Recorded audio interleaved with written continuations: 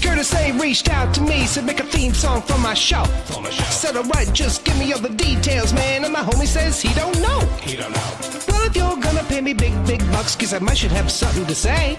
He said, you know what I bring, I'm the customizing king, nothing else matters anyway. So is he gonna have guests? I don't know. Is he gonna go live? I don't know. What time will it be? What will you see? I'm pretty much in the dark, but I can guarantee you'll be customizing action figures, getting paint all on his fingers. It's art by Akerman. It's art by Akerman. Tips and tricks and conversation, sharing his gift with every nation. It's art by Akerman. Art by Akerman. You best get ready, cause now it's time for Art by Akerman. Howdy there, folks. We're back for another How'd They Do That? And I've got a very special guest with me today because at one point I would have said that this gentleman was definitely a practicer of the dark arts. You know, he uses a lot of that what used to be a bad word around here, which is airbrush. And you know, since that early opinion of that for me, I have actually purchased my own airbrush. I've used it. I've gotten to realize that it is an excellent tool, and it's something that can help you with, you know, a lot of different things, whether it's just, you know, doing some zenithal priming, whether it's, you know, blending colors, you know, color shift paints, things like that. But this gentleman was one of the first people that I kind of talked to about airbrushing and really admired some of the stuff that he was doing, and wanted to bring him on to talk about his work. So without further ado, Derek Stringer in the house. Derek, how you doing, sir? Hey, everything is going great. Yeah. Great. Been a slow week at work, so lots of painting going on. Yeah. Now, what do you think my early assessment of you practicing the dark arts? Well, to be fair, it is the dark arts, but like any art, it's just another tool in my arsenal, I guess. I started painting with toothpicks and toothbrushes and just whatever I could get a hold of, you know, just to, you know, enhance or you know, whatever, you know. Awesome. It's fun. It's a fun tool. Sorry. Yeah, I mean, we're going to look at quite a few of your paint jobs today. Now, one thing that people probably notice most of yours in like in the Cabal or on Instagram and stuff is probably your goblins. You do a lot of goblins, and you have a certain aesthetic that you do with the goblins that, like, when I see a photo, when I see a picture of a finished head, I can immediately say that's Derek's without, you know, any question whatsoever. So we're going to start with that. So let me pull up the slideshow here and throw us down at the bottom. So this is the thumbnail I used. First of all, great photo here of you, right? Like, look at that. Like, you picked the best photo I had available on Facebook. Yeah, so like this is, you know, kind of one of your, you know, typical kind of goblin paint jobs where you've got, you know, really nice greens in here, but then on the ears and the nose, you've got kind of this like pinkish details, which is something we'll see throughout on some of your goblins. But tell us about kind of like how this became like a common thing for you. I like the evolution of my goblin painting. Yeah. Okay, so I started off just going with basic greens, just sort of mixing my own greens, and wasn't really doing any detail work. It was just kind of plain. I might shade it a little bit, but they were boring looking. Excuse me. Looking back at my earlier goblins, they were just very basic goblins. And I always liked Magic the Gathering. When I was a young man, and I did take influence from them, the blushing around the nose and ears, and the as many spots and warts and blisters as possible without it looking totally diseased. I've always been attracted to the ugly, pretty things. Mhm. And that just sort of, I guess, bled into my style, I guess. Yeah, it's cool to see like what influences people have. I know, some people when that are customizing within our community are influenced a lot by a D&D background, or maybe World of Warcraft or Magic the Gathering, or whatever, various different things through sword and sorcery movies and stuff. It's cool to see like how much of that stuff bleeds into our art as we move forward. So Oh, for sure. so tell us a little bit as you're going about these paint jobs. Like, so what is entailed? Like, what are the steps that you go through to do one of these? All right.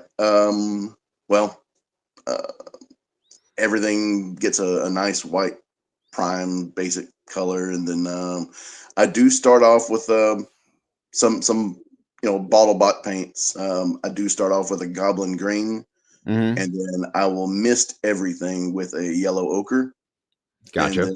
then I'll focus on certain areas like the ears and the rings around the eyes. They'll get a harder coat of that yellow ochre, Hmm. and then I like to do a little spattering with just dark medium browns, just sort of give them, I guess, an undertone of freckles, if you will, freckles or age spotting, whatever. Hmm. And then I will give it some washes with a few different washes, some that I make on my own, and some that are Army Painter premixes, skin tones, light tones. Just depends on how nasty I want the goblin to be. Right. Um, and then I'll go in and start working on the ears and the nose. And recently, my style has evolved again a little bit more. Toes and fingers. I've also started giving them the blushing effect. Very cool. I think Eventually, it does add a lot of character to them, right? Like it instead of just yeah, and not that there's anything wrong with like the goblins that we get from the horsemen, where they are more just kind of the one solid green color, but I think it does add a little bit of character to them having that color difference, and you do a really good job of like blending the color. It's not a harsh transition from the blush color to the green. Like, you do a good job of blending those together. that's that black magic airbrush, man. Yeah. You can't. I could not achieve that without it. I tried, and it came close with just brushes and washes, but Mhm. a true transition, yeah, I can only get from an airbrush. So when you're doing that, are you, I'm guessing you're, so like, let's just take the ear, for example. Like, are you starting, so you've done the green part and then you're going through with that like more blush color. And then like, as you're holding the airbrush and going over it, are you kind of letting up off of the amount as you're going closer to the inside of the ear? Or how do Yes. you go about doing that? Yes. Yeah, I just kind of it's kind of hard to explain. It just kind of,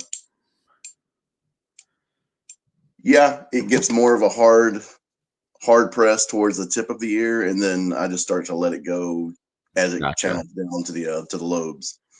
Gotcha. Because so you're using a dual action airbrush, Yeah. I'm assuming. So you've got, and for folks out there that haven't used it, so you push down on it to let the air come through, right? So the more you push down, the more air is coming through, and then you pull back to kind of pull the needle back and allow more flow through. So the more you pull it back, the more open it is. The less you pull it back, the more kind of close it is, right? As far as Correct. yeah. So as you're going inward towards the ear, you're kind of letting up on how much is coming out of it. And are you also pulling away from the head as you're doing that, or A you little keeping it bit, at the but same that's not always time? yeah, the case. It sort of a different method every time almost. Okay, gotcha. I have, if anything, I'm consistently inconsistent. Um, Gotcha. Do you it, ever get to where like you've gone a little bit too much with that color and you have to go back and redo some of yes. the green? And if so, are you doing that also with an airbrush, or are you then going back in with a paintbrush to kind of fix the green parts? No, skin tone for me is always going to be airbrushed. Um, Gotcha. unless I've got something taped off, like for armor or whatever. Then if I miss just a tiny spot, then I'll brush it in. Now, something like this one with the hat on, are you doing all of the skin tones first and then going back in and doing Yeah. the detailed work on the hat and stuff afterward? Yeah, for me, skin is always first, because if the skin looks bad, Mhm. then the whole thing is a dump. It's I got to make sure that all the skins, whether it be goblin or human or uh, animal, um, I've got to make sure that that's good. Otherwise, it's not something that I would care to look at.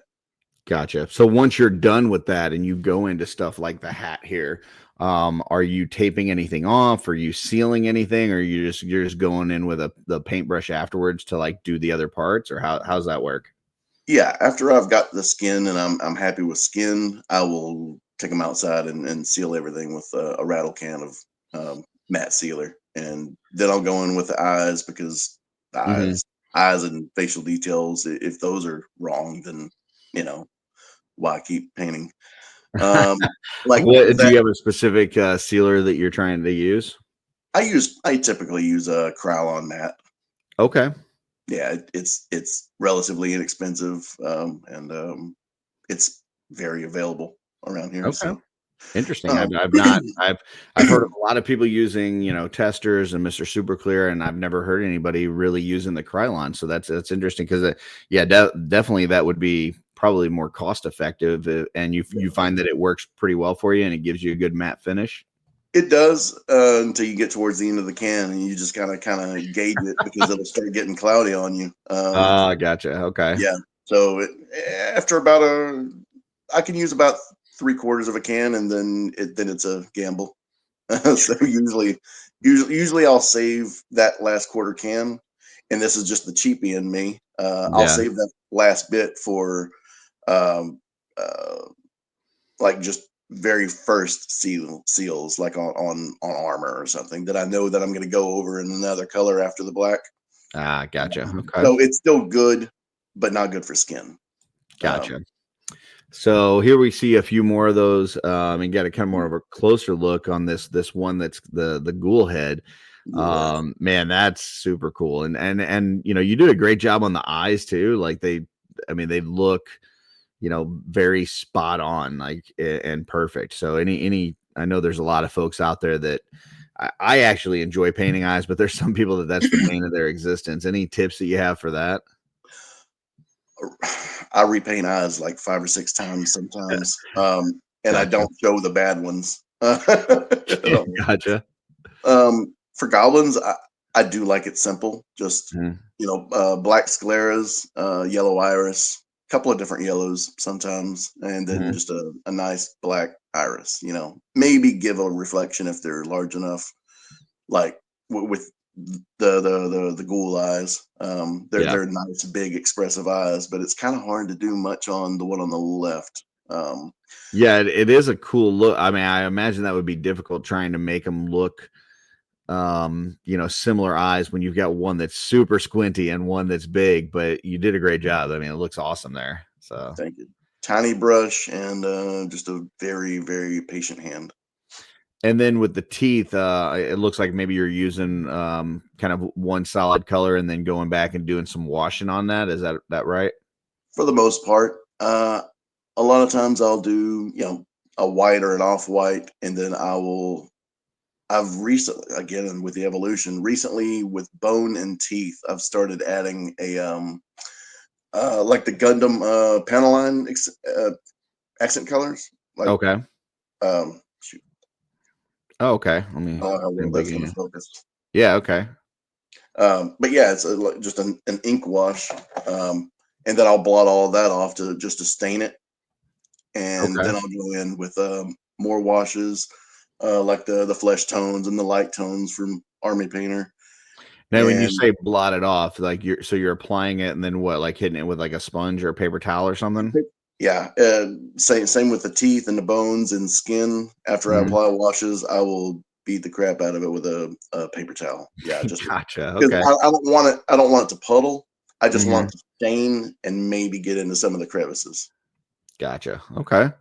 And then, this looks kind of very similar technique, but obviously different colors.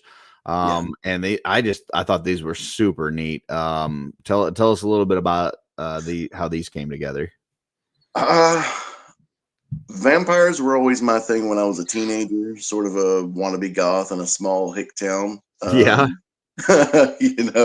Lost Boys, Interview with a Vampire, that kind of stuff, attracted me.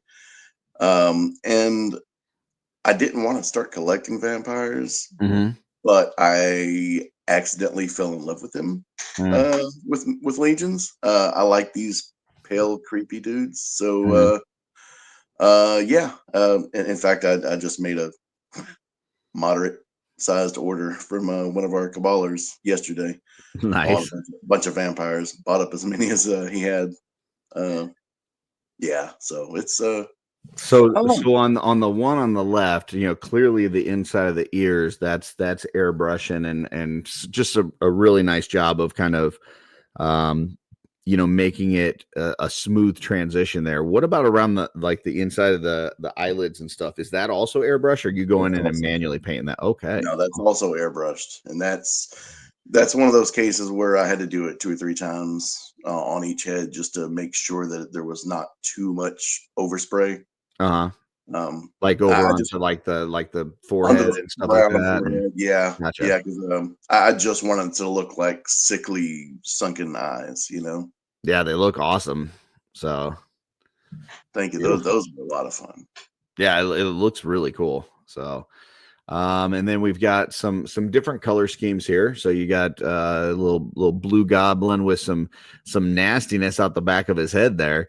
And then this alien that looks really good on this Zazar body. So yeah, that one was a little bit harder to color match. But it was a lot of fun. A lot of detail on that one. Immortal, the Immortal Studios did a bang up job on that one. The teeth on that look amazing. Like just the way, like they're very glossy, and I mean they're gnarly as heck. Like the way that they're coming out in different directions and stuff. Like so, the sculpt is cool, but I love what you did as far as the paint job on it too. Luckily, those teeth were they were a separate piece, like dentures. So really? So I could paint the grill, if you will, separately from the head, so there was no issues painting or any bleed over. And then what, it just like pops in, or you have to glue it in after you paint the head? I heated the head a little bit and I just shoved them right in. That's interesting. I didn't even know that was something that was out there. So oh man, Carlos and Tristan did a bang up job on that one. That's cool. And then the goblin here, now this is the same one that we saw at the beginning that you did in the green color scheme with the blush. And then that one you did more of kind of like the mohawk is really like a rusted metallic. And here you went with this red look, and it just shows that you could take the same sculpt, do a couple different paint jobs that are completely different, but both look really awesome. I love what this one, how this one came out. Thank you. That one was actually, the gray one is a commission. Okay. He requested a gray sort of punk goblin, and I got that one from Prop Masters, who I have sent so many paychecks to, because they're also amazing. There's way too many talented sculptors and painters in the cabal. It's amazing. I love the red on here too, because it's not just one solid color. There's definitely some areas that are darker and lighter. Can you tell us, is that just a wash, or is that like you dabbed some other colors in here? How did you get that look? That on the mohawk, it's 2 different reds. One base, I think it's blood red. Yeah, blood red, and then I did use a crimson, just a few little dark areas, with a null oil wash, and then I went back and dry brushed it with a lighter. I lightened up the blood red a little bit. That's really cool. I think it gives it a much more realistic look with the differences in color there. That's awesome. That was a fun piece. Yeah. And then here now you've recently started doing some of these, and I believe these were for commissions, right? These like a lifted Yes, heads. I still have one more of those to do. Yeah. Yeah, and I mean these are coming out great. So similar thing, like just kind of starting with one solid color and then deciding which areas that you're airbrushing and adding some lighter colors and that kind of thing. Well, on these, Mhm. all of the coloring is all airbrushed. There were no washes on the mind flares. Mhm. That was all airbrushed, and I don't think I did any dry brush. It was just all just picked specific areas that I wanted to be highlighted with the dry brush. I would do like an overhead Yeah. or area specific. But yeah, that was all airbrushed. Yeah, it's very smooth transitioning. I mean, you can see like if you look at like the lower part, definitely a lighter color than the upper part, but where the two meet, there's no harsh transitioning whatsoever. Everything is very smooth the way that it goes in from one to the other. It's really well done. The first one, which I think that was the first one, if I remember correctly, it was a little bit more challenging just because I didn't know exactly where I was going. Like I needed to see where the transitions were going to be, so I was constantly holding up pieces and taking pictures and referencing back and like, okay, I need to go a little lighter here because that's where it blends into the neck and that's where it Yeah. blends back into the bicep. Because that's I've done it before by accident, done transition colors on Mm. parts and forgot where they needed to go. And then whenever I go to assemble, it doesn't make any sense at all. And so, Yeah, well, I'm gonna that's a start good the whole good process over.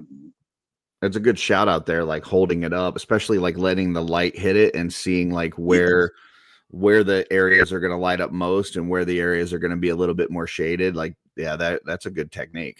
I like that. yeah, got to use everything in your arsenal. Yeah. And then here's another Wow, one, man. and yeah, I love this. This is so good. Like this feels like you know, a very alien, a lithid, but you also incorporated that, almost that same kind of blush color with your goblins to where when I saw this, even though this isn't what I normally see from you, when I saw this, I was like, I bet this is Derek. Like before I even looked at the name. Yeah, Um, it just feels very you. and I take it Uh, back. This was the first one. This one gave me headaches, yeah. but I think I'm proud of that one. Yeah, this came out fantastic. And I'm not a huge fan of the gray figures at all. But with this head on it, and then especially now that you were talking about like the fingers and toes and stuff, like, and then it looks like you even did some dry brushing on the like abdomen into the upper legs. Or not dry brushing, but airbrushing into Yeah. those other parts to where it makes it feel like a very complete figure. Yes, that's all dry brush. I mean, yeah, all airbrush. I'm sorry. I got you set on that pass. Sorry. It's okay. Awesome. Well, Yeah, I so think the only thing I used to brush, like a manual brush on, was the eyes and maybe some of the details on his loincloth.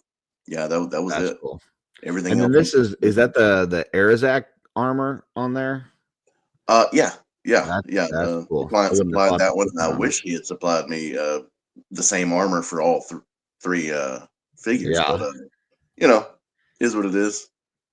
very cool. So that's all the pictures that I have, but for I know, for me it was definitely very intimidating trying to get into airbrushing. Like there's a lot of equipment you got to get. You want to make sure that you're safe and you want to make sure you're doing it right and you don't want to screw anything up, and you definitely don't want to spend a bunch of money on stuff and then not take care of it right to where you ruin it and now you're Yeah. having to buy it again. So for anybody out there that hasn't gotten into airbrushing yet and they're interested in doing so, what would be some kind of early tips that you would have for them on doing this? You don't have to buy an expensive gun. You really don't. I'm still using $20 and $30 airbrushes as opposed to the $150 name brands. I found the Amazon deal and they've lasted a long time, I think. Break them down, clean them, spend your money on paint, spend your money on a good compressor. Do Gotcha. not buy the little combos that you can fit the compressor in your hand with the airbrush. Those are trash. Mm. Now, Um, see, I did buy a combo. It's not one that you fit the like. It's a standalone compressor, but oh, it came as a deal. It was like the compressor, the tubing, and the two. I think it had two guns in it. It was like $100 on Amazon, and I've since switched out the airbrush itself, but I'm still using the compressor and the tubing and stuff. Like it was definitely good enough to get me started. Um, yeah, I think the biggest thing for me was learning how to take it apart, put it. Man, I tell you what, the first time I watched a YouTube video, took it apart, and then I'm sitting there looking at these parts. And I'm like, I have no idea how to put this thing back together. So, but YouTube's your friend in that situation. You can find some indeed. videos on how to do all that, because once you get it apart, you're like, man, there's just like a ton of tiny little parts and stuff. And but definitely keeping it clean is a big thing, because Yeah. with the small hole that you're shooting this stuff through, you get a clog in there, like you're done. Yep. So Um, any tips you have for just like either cleaning it between colors, or at the end of the day, or how you're storing it, anything like that? I'll clean the barrel and cup every time I change colors, Mhm. unless I'm doing like a transition and it doesn't matter. You just like But running some water through there, or I'll what, how run are you doing some that? I'll run some flow improver and some water. Okay. Just blast it out, scoop out any excess with a paper towel or a clean cloth, Okay. lint free, please, because that any little thing will clog your paint, Yeah. and your paint will actively try and sabotage your air gun. Doesn't matter how much you thin it, Yeah. it will clump up eventually. I will do a full breakdown of the airbrush anytime I do metallics, because that crap.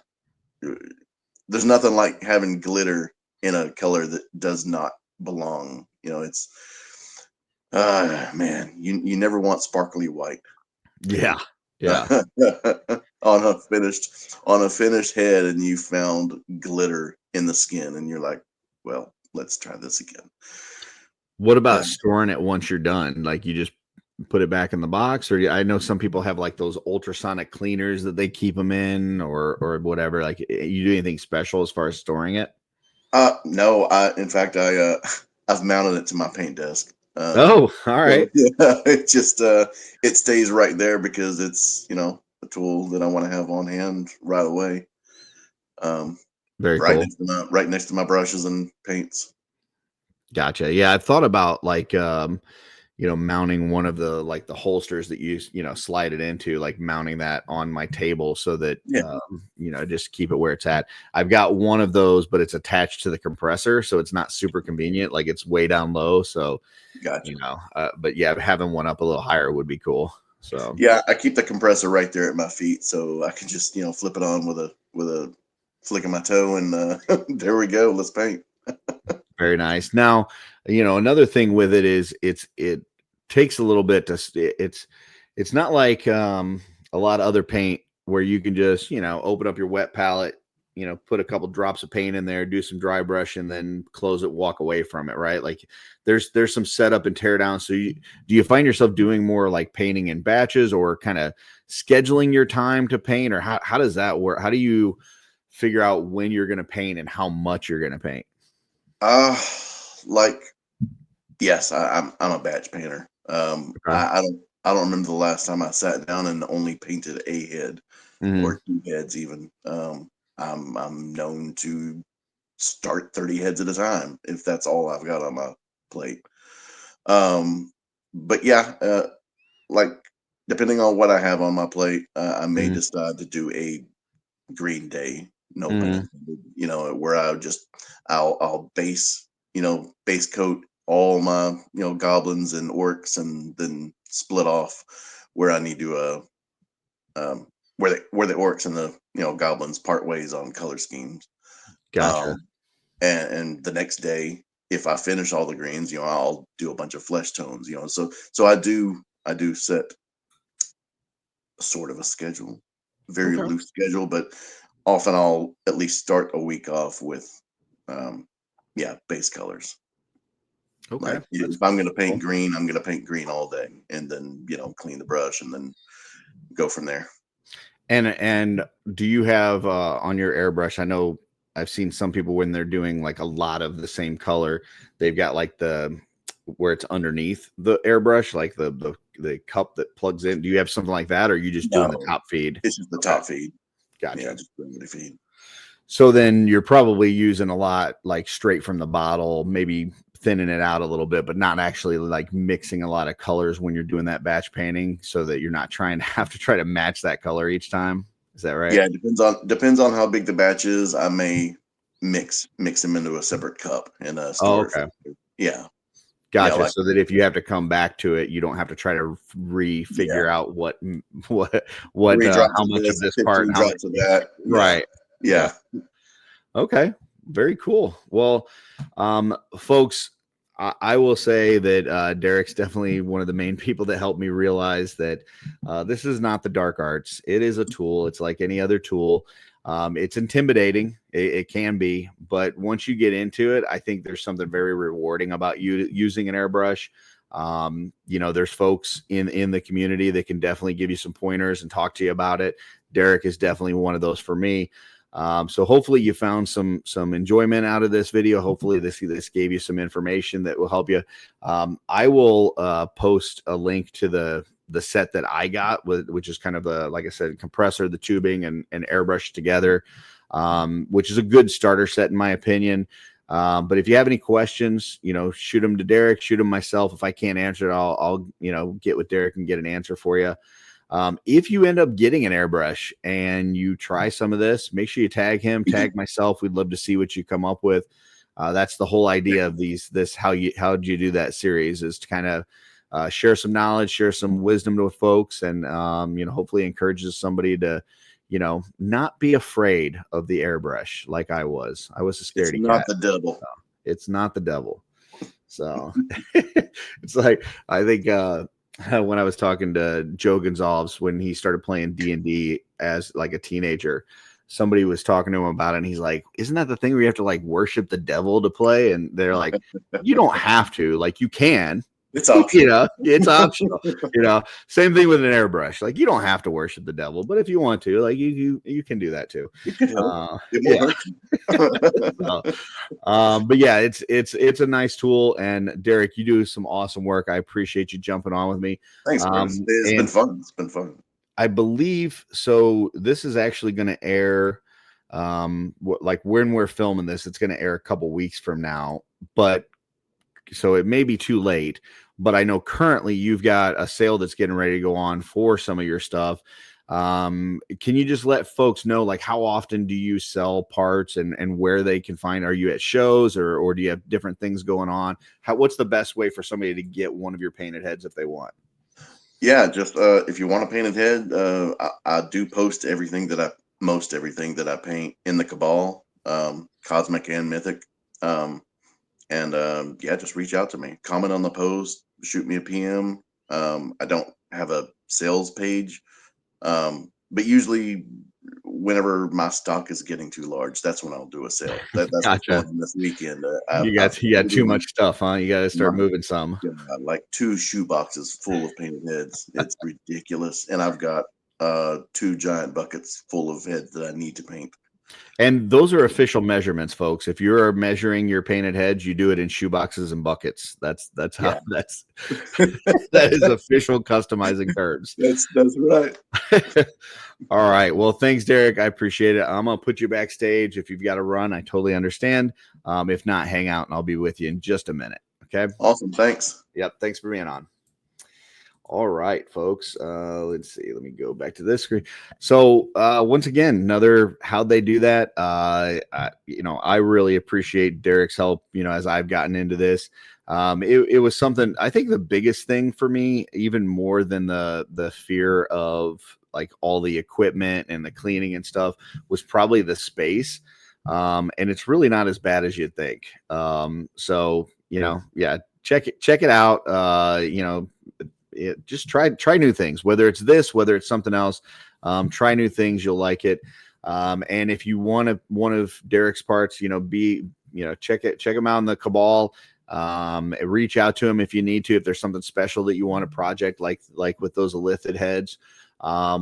If you want one of the cool goblins, I mean, his goblins are fantastic, and probably the best in the community is his painted goblins. So, reach out to him if you want one of those. And if you do pick up an airbrush and you start working on something, like I said, tag us, let us know how it goes for you. I'd like to hear how that's working. But until next time, folks, keep creating.